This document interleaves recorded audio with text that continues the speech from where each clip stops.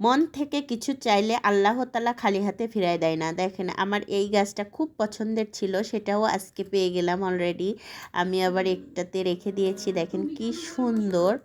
আসসালামু আলাইকুম, বিসমিল্লাহির রহমানির রহিম। তো এই যে এই জিনিসটা কিন্তু আমি অলরেডি পেয়ে গেছি। তো তারপরে এই যে রান্না করেছি গরুর মাংস।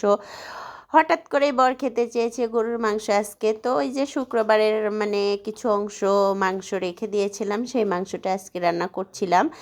তো মাংস কিন্তু তেমন একটা খাওয়া ঠিক না, তারপরে ওই যে ছেলে মেয়ে মাংস ছাড়া ভাত খেতে চায় না, শুধু মাছ খেতে চায় না প্রতিনিয়ত। ওরা আবার গরুর মাংসটা খুবই প্রিয় তাদের, সেজন্য মাংস মাঝে সাঝেই রান্না করা হয়। তো সবার তো আর মাংস কেনার সামর্থ্য নেই। আমি কিন্তু এমনিতেই এই কথাটা বলেই থাকি সব ভিডিওতে, যাদের কেবলমাত্র সামর্থ্য আছে তারাই কেবলমাত্র মাংস ভাতটা খেতে পারে। এখন যে প্রকারের মাংসের দাম, খাওয়া কিন্তু যায় না অতটাও। দেখেন আমি মাংসটা রান্না করতে করতে বাটনা করে তারপরে রেখে দিয়েছিলাম, তারপর দিয়ে দিলাম ডিপ ফ্রিজে রেখে দিয়েছিলাম জিরা বাটাটা, সেটাও দিয়ে দিলাম অলরেডি। তারপরে এই যে মাংসটা কষিয়ে নিচ্ছিলাম। তো আজকে আমার ভিডিওটা তেমন একটা ভালো আসে নাই, মানে আলোটা কম এসেছে, বুঝতে পারছি না কিসের জন্য জানি। আর আমার ভিডিওতে যারা যারা এখন আছেন, দেখছেন, ওয়াচিংয়ে আছেন, তো আপনারা অবশ্যই আমার ভিডিওতে একটা লাইক দিয়ে পাশে থাকবেন। আপুরা ফলো পেতে চাইলে শুধুমাত্র ফলো না লিখে শুধুমাত্র একটা সুন্দর কমেন্টস করে যাবেন, যে ভিডিওটা যে মুহূর্তে ভালো লাগবে, এই ভিডিওর যে কোনো অংশে ভালো লেগে থাকলে সেই অংশটুকুই তুলে ধরবেন।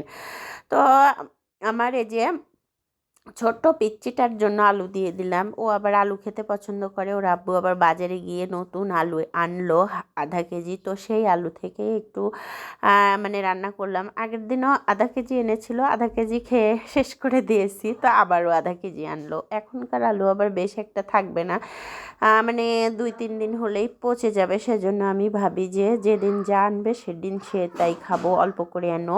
তো এদিকে যে রান্নাটা শেষ মুহূর্তে ঝোল টোল দিয়ে সুন্দর করে তরকারিটা নেড়ে ছেড়ে দিচ্ছিলাম। তো তারপরে আবার প্রেশার কুকারেও দিয়েছিলাম অলরেডি।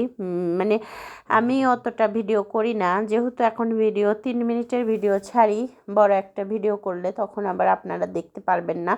আর এই যে প্রেশার কুকারে দেওয়ার ভিডিওটাও আছে অলরেডি। তো এটুকু দেওয়া কেমন যেন লাগছে, মনে হয় কেটেও দিতেও পারি।